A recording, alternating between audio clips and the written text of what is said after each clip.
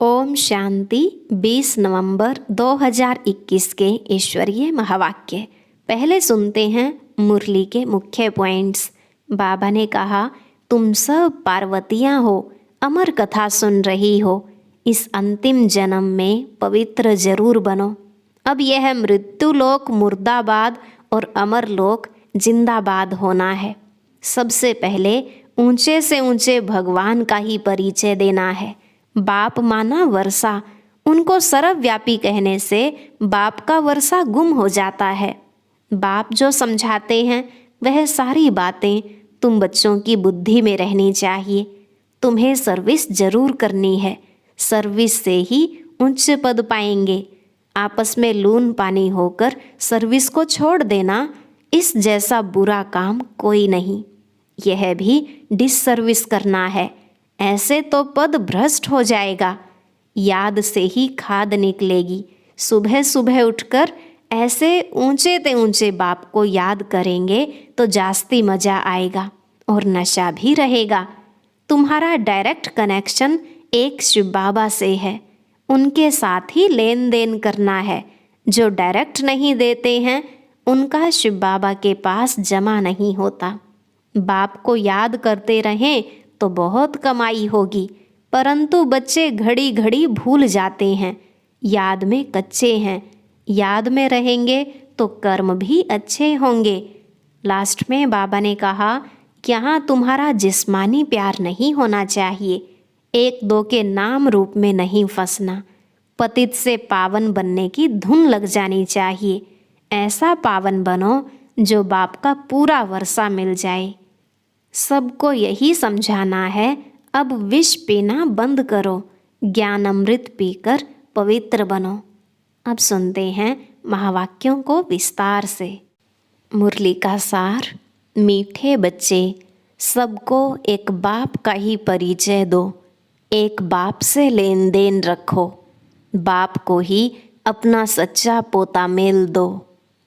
प्रश्न, बच्चों से अब तक भी अनेक प्रकार की भूलें होती रहती हैं, उसका कारण क्या है? उत्तर, मुख्य कारण है योग में बहुत कच्चे हैं। बाप की याद में रहते तो कभी कोई बुरा काम हो नहीं सकता। नाम रूप में फंसेंगे तो योग लग नहीं सकता। तुम पतित से पावन बनने की धुन में रहो, निरंतर शिव बाबा की याद में रहो।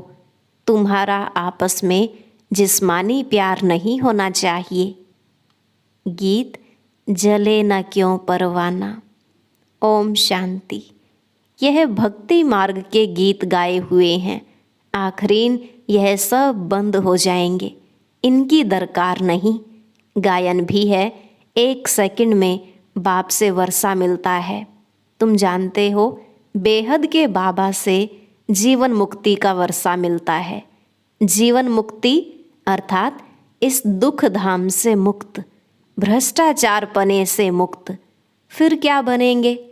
उसके लिए एम ऑब्जेक्ट तो बहुत अच्छी समझाने की है। बाबा ने रात्रि को भी समझाया कि कोई भी आते हैं तो पहले परिचय दो ऊंचते ऊंच भगवान का। पूछते हैं यहाँ का उद्देश्य क्या है, तो पहले पहले परिचय देना है बेहद के बाप का। अब वह कहते हैं, मुझे याद करो तो तुम पावन बनेंगे। गाते भी हैं, हे पतित पावन आओ। तो बाप को जरूर कोई अथॉरिटी होगी ना, कोई तो पार्ट मिला हुआ होगा। उनको कहते हैं ऊंचे ते ऊंचा बाप। वह भारत में ही आते हैं, भारत को ही आकर ऊंचते ऊंच बनाते हैं, बैकुंठ की सौगात ले आते हैं। मनुष्य सृष्टि में ऊंचते ऊंच हैं देवी देवताएं, सूर्यवंशी घराना जो सतयुग में राज्य करते थे। सतयुग स्थापन करने वाला ऊंचे ते ऊंचा भगवान ही है। उनको कहते भी हैं हेवन स्थापन करने वाला, हेवनली गॉड फादर। वह बाप है। उनके लिए कभी ऐसे नहीं कह सकते कि बाप सर्वव्यापी है। सर्वव्यापी कहने से बाप का वर्षा गुम हो जाता है। कितनी मीठी बातें हैं। बाप माना वर्षा। जरूर अपने बच्चों को ही वर्षा देंगे। सभी बच्चों का बाप एक ही है। वह आकर सुख शांति का वर्षा देते हैं, राजयोग सिखलाते हैं। बाकी तो सभी आत्माएं हिसाब किताब चुकतू कर वापस चली जाएंगी। अभी पुरानी दुनिया खत्म होने वाली है, उसके लिए यह महाभारत लड़ाई है। अनेक धर्मों का विनाश, एक धर्म की स्थापना होनी है। बुद्धि भी कहती है जरूर कलयुग के बाद सतयुग आना चाहिए। देवी देवताओं की हिस्ट्री रिपीट। गाया भी हुआ है, ब्रह्मा द्वारा स्थापना करते हैं, ऊंच से ऊंच पद प्राप्त कराते हैं।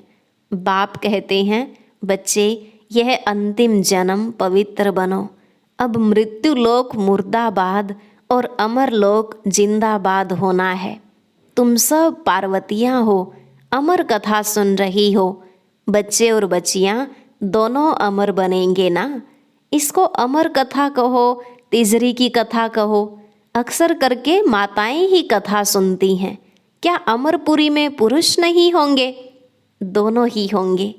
यह बाप ही समझाते हैं कि भक्ति मार्ग के शास्त्र क्या कहते हैं और बाप क्या कहते हैं। यह भी कहते हैं भक्ति का फल भगवान देने आते हैं। बरोबर सतयुग में इन देवी देवताओं का ही विश्व पर राज्य था। इन्हों को फल किसने दिया? कोई भी साधु सन्यासी आदि तो दे न सके। यह भी जानते हो भक्ति भी सब एक जैसी नहीं करते। जो बहुत भक्ति करेगा उनको फल भी जरूर ऐसा ही मिलेगा। जो पूज्य थे वही पुजारी बने, फिर पूज्य बनेंगे। भक्ति का फल तो मिलेगा ना। यह बातें भी सब समझानी होती हैं। पहले पहले त्रिमूर्ति पर समझाना है। ऐसे नहीं कि पहले सीढ़ी के चित्र पर ले जाओ। यह है डिटेल की बातें। पहले पहले परिचय देना है बाप का। वह है ऊंचे ते ऊंचा, फिर ब्रह्मा विष्णु शंकर का, फिर लक्ष्मी नारायण का। बाकी भक्ति मार्ग के चित्र तो ढेरों के ढेर हैं। पहले पहले यह बोलो कि बेहद का बाप है, जिससे हम बेहद स्वर्ग का वर्षा लेते हैं। ऊंचे ते ऊंचा भगवान वर्षा भी ऊंचे ते ऊंचा देते हैं। भारत में शिव जयंती भी मनाई जाती है। जरूर हेवनली गॉड फादर ने आकर हेवन स्थापन किया होगा। बाप ही स्वर्ग स्थापन करते हैं। फिर 5000 वर्ष के बाद नरक हो जाता है। राम को भी आना पड़ता है, तो समय पर रावण को भी आना पड़ता है। राम वर्षा देते, रावण श्राप देते हैं। ज्ञान अर्थात दिन पूरा हो, रात हो जाती है। दिन में सिर्फ सूर्यवंशी, चंद्रवंशी। यह बातें नटशेल में समझाने की बहुत सहज हैं। पहले पहले ऊंचे ते ऊंच बाप का परिचय दे पक्का कराना चाहिए। मूल बात ही यह है। सतयुग में देवी देवता घराना था, सतो प्रधान थे, फिर सतो रजो तमो में आए। यह है चक्र। एक ही चीज़ कायम नहीं रह सकती। तुम बच्चों की बुद्धि में यही याद रहे कि ऊंचे ते ऊंच बाप को याद करना है। इस याद में बहुत कच्चे हैं। बाबा भी अपना अनुभव बताते हैं, तो याद ही घड़ी घड़ी भूल जाती है, क्योंकि इनको बहुत ख्यालात रहते हैं। तब तो कहा जाता है जिनके मत्थे मामला वह याद में कैसे रह सके। बाबा का सारा दिन ख्यालात चलता रहता है। कितनी बातें सामने आती हैं। बाबा को सुबह उठकर बैठने में जास्ती मज़ा आता है। नशा भी रहता है। बस यह स्थापना होने के बाद हम विश्व का महाराजा बनूंगा फिर से। जैसे बाबा अपना अनुभव बताते हैं कि पहली पहली मुख्य बात है बाप का परिचय। और जो भी बातें कोई कहे, बोलो इससे कोई फ़ायदा नहीं। हम तुमको परिचय देते हैं ऊंचे ते ऊंच बाप का। वही ऊंचे ते ऊंच वर्षा देते हैं विश्व का मालिक बनने का। आर्य समाजी लोग देवताओं के चित्रों को नहीं मानते। तुम्हारे पास चित्र देखते हैं तब ही बिगड़ते हैं। जिसको वर्षा लेना होगा वह शांति से आकर सुनते रहेंगे। मुख्य बात ही एक है, ऊंचे ते ऊंचे भगवान की। ऊंचे ते ऊंचा ब्रह्मा विष्णु शंकर को नहीं कहेंगे, ऊंचे ते ऊंच बाप से ही वर्षा मिलता है, वही पतित पावन है। यह बात पक्की कर लो, गॉड इज़ वन। बाप माना वर्षा, भारत में आकर वर्षा देते हैं। ब्रह्मा द्वारा नई दुनिया की स्थापना, शंकर द्वारा विनाश। इस महाभारत लड़ाई से ही स्वर्ग के गेट खुलते हैं, पतित से पावन बनते हैं। बेहद के बाप से ही भारत को वर्षा मिल रहा है, दूसरी कोई बात नहीं। यहाँ है एक बात, बाप कहते हैं मुझे याद करो तो तुम्हारी खाद निकले। यह एक बात जब समझें तब और कुछ समझाना। यह जो इतने चित्र हैं यह है रेजगारी। हम कहते हैं ज्ञानामृत पीकर पवित्र बनो, वह कहते हैं विष चाहिए, उस पर भी यह चित्र हैं। तब कहते हैं अमृत छोड़ विष काहे को खाए। यह रूहानी नॉलेज स्पिरिचुअल फादर ही देते हैं। वह बाप सर्वव्यापी कैसे होगा?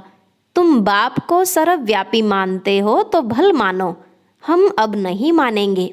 आगे हम मानते थे, अब बाप ने बताया है यह भूल है। बाप से वर्षा मिलता है, अब भारत नर्क है, उसको फिर हम स्वर्ग अर्थात पवित्र ग्रस्त आश्रम बनाते हैं। आदि सनातन देवी देवताओं का पवित्र ग्रस्त आश्रम था, अभी है अपवित्र विशेष दुनिया।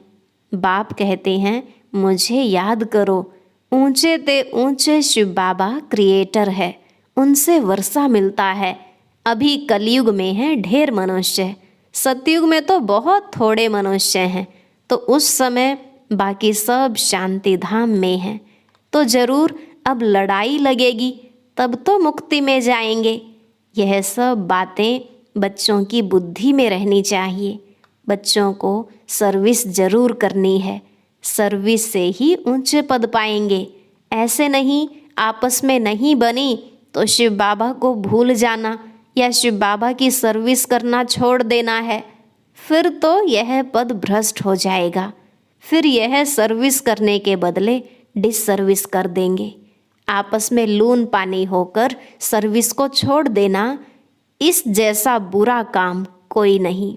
बाबा को याद करो तो कमाई भी होगी। अब ज्ञान मिला है, होली बनो और बाप को याद करो। धुरिया कहा जाता है ज्ञान की रिमझिम को, ज्ञान और विज्ञान कहा जाता है। विज्ञान है योग, ज्ञान है सृष्टि चक्र का। होली धुरिया मनुष्य कुछ समझते नहीं हैं। बाप को याद करना और ज्ञान सबको सुनाना। बाबा बार बार समझाते हैं कि ऊंचे ते ऊंचे बाप को सर्वव्यापी कह नहीं सकते, नहीं तो खुद किसको याद करते हैं। बाप कहते हैं निरंतर मुझे याद करो, परंतु रचयिता को नहीं जानते तो मिलेगा क्या। न जानने के कारण सर्वव्यापी कह देते हैं। तो ऊंचे ते ऊंचा सिद्ध कर समझाओ तो सर्वव्यापी की बातें बुद्धि से निकल जाएं। हम सब ब्रदर्स हैं। बाप हर 5000 वर्ष के बाद आकर वर्षा देते हैं। सतयुग में देवी देवता होंगे, बाकी सब मुक्ति में जाएंगे। सबको बाप का परिचय देते रहो। क्राइस्ट की प्रेयर करते हैं, बोलो क्राइस्ट तो सबका फादर नहीं है ना। सबका फादर तो निराकार है, जिसको ही आत्मा पुकारती है ओ गॉड फादर। क्राइस्ट उसका सन गाया हुआ है। सन से वर्षा कैसे मिलेगा? क्राइस्ट तो रचना है। ऐसे कोई भी शास्त्र में लिखा हुआ नहीं है कि क्राइस्ट को याद करने से आत्मा तमो प्रधान से सतो प्रधान बन जाएगी। एक गीता में ही है कि मामेकम याद करो। गॉड फादर का शास्त्र है ही गीता। सिर्फ बाप का नाम बदली कर कृष्ण का नाम लिख दिया है। यह भूल कर दी है। ऊंचे ते ऊंचा बाप है, वही सुख शांति का वर्षा देते हैं। शिव का चित्र सबको अपने पास रखना है। शिव बाबा यह वर्षा देते हैं, फिर 84 जन्मों में गवा देते हैं। सीढ़ी पर समझाना है, पतित पावन बाप ही आकर पावन बनने की युक्ति बताते हैं। वह कहते हैं कृष्ण भगवानुवाच, तुम कहते हो शिव भगवानुवाच। फर्स्ट फ्लोर में ऊंचा बाप रहता है, फिर सेकंड फ्लोर में सूक्ष्म वतन, यह है थर्ड फ्लोर। सृष्टि यहाँ है, पीछे सूक्ष्म वतन में जाते हैं। वहाँ ट्रिब्यूनल बैठती है, सजाएं मिलती हैं। सजाएं खाकर पवित्र बन चले जाते हैं ऊपर। बाप सब बच्चों को ले जाते हैं। अब है संगम, इसको 100 वर्ष देने चाहिए। बच्चे पूछते हैं बाबा स्वर्ग में क्या क्या होगा। बाबा कहते बच्चे वह आगे चलकर देखना, पहले तुम बाप को जानो, पतित से पावन बनने की धुन में रहो। स्वर्ग में जो होना होगा सो होता रहेगा। तुम पावन ऐसा बनो जो बाप का पूरा वर्षा मिल जाए नई दुनिया का। बाकी बीच में क्या होता है यह भी आगे चलकर देखना है। तो यह बातें सब याद रखनी चाहिए। न याद रहने के कारण समय पर समझते नहीं, भूल जाते हैं। बच्चों को कर्म भी अच्छे करने हैं। बाप की याद में रहने से बुरा काम होगा ही नहीं। बहुत बुरे कर्म भी करते हैं। ऐसे थोड़े ही सिर्फ इसी ब्राह्मणी का अच्छा लगता है, वह ब्राह्मणी गई तो खुद भी खलास। ब्राह्मणी के कारण मर जाते हैं, गोया बाप से वर्षा लेने से मरे। यह भी बदकिस्मती कही जाती है। कई बच्चे 1-2 के नाम रूप में फंस मरते हैं। यहाँ तुम्हारा जिस्मानी प्यार नहीं होना चाहिए, निरंतर शिव बाबा को याद करना है। कोई से भी लेना देना नहीं है। बोलो हमको क्यों देते हो, तुम्हारा योग तो शिव बाबा से है ना। जो डायरेक्ट नहीं देते उनका शिव बाबा के पास जमा नहीं होता है। ब्रह्मा द्वारा स्थापना होती है तो उनके द्वारा सब कुछ करना है। बीच में कोई खा गया तो शिव बाबा के पास तो जमा नहीं हुआ। शिव बाबा को देना है तो थ्रू ब्रह्मा। सेंटर भी थ्रू ब्रह्मा ही खोलो। आप ही सेंटर खोलते हैं तो वह थोड़े ही सेंटर हुआ। बाप दादा दोनों इकट्ठे हैं। इनके हाथ आया गोया शिव बाबा के हाथ आया। कितने सेंटर्स हैं जिनका कोई समाचार ही नहीं। लिखना चाहिए शिव बाबा आपके सेंटर का यह पोता मेल है। सेठ के पास पोता मेल आना चाहिए ना। बहुतों का शिव बाबा के पास जमा नहीं होता है। यह भी अक्ल नहीं है। भल ज्ञान बहुत है परंतु युक्ति नहीं आती है। बस हमने सेंटर खोला, तुमने जिसको दिया उसने सेंटर खोला। वह शिव बाबा ने थोड़ी ही खोला।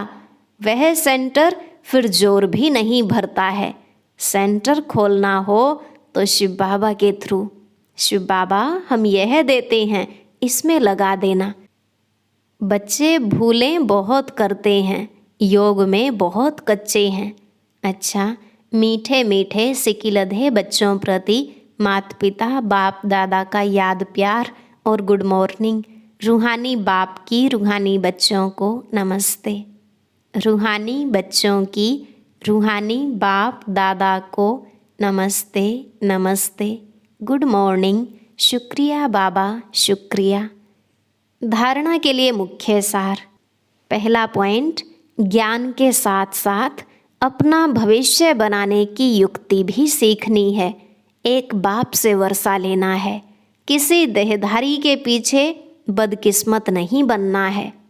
दूसरा, आपस में किसी बात के कारण बाप की सर्विस नहीं छोड़ना है। सवेरे सवेरे उठकर अपने आप से बातें करनी है, याद करने की मेहनत करनी है।